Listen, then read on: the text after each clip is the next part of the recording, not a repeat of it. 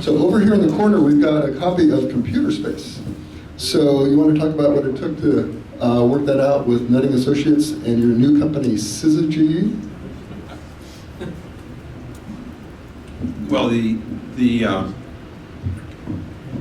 another scientific process, I was at my dentist's office and telling him about this video game I was working on.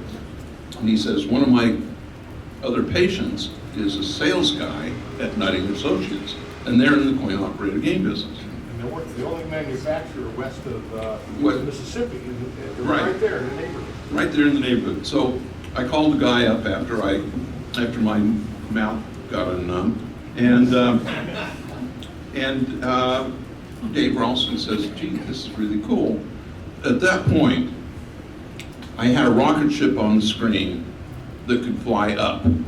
That was it. And he saw it, he says, boy, that's really cool. And Now you were doing this, of course, as a G job in the evenings while you were working at Ampex, borrowing some parts, doing this in your convention, right? yeah, liberating the parts. A fine tradition which Atari adopted, because Ampex realized that they're going to steal the parts anyhow, so why make them crooks? So you could just take the parts, and that's how the first Apple IIs were made, from parts stolen from Atari. Yeah, in fact, the Apple II used our antenna switcher and all that, everything. We sold all that. When you're 18 years old and your name is Steve Jobs, you don't have a credit card, you're really hard to get a trade account. So we would sell him TTL parts at 10% over our cost, which is a good deal for him, and he was able to get the parts. That's how that got started.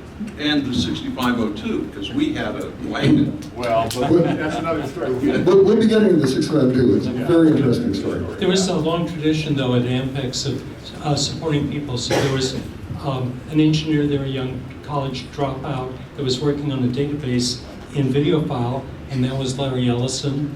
And they came out of there. What's it called? Oracle, and yeah. it was an object relationship database for law enforcement or something like that.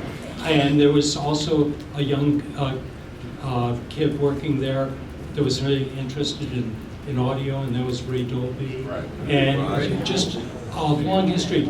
Ampex turned out incredible products, but the most incredible product was the development of young talent and really trusting people.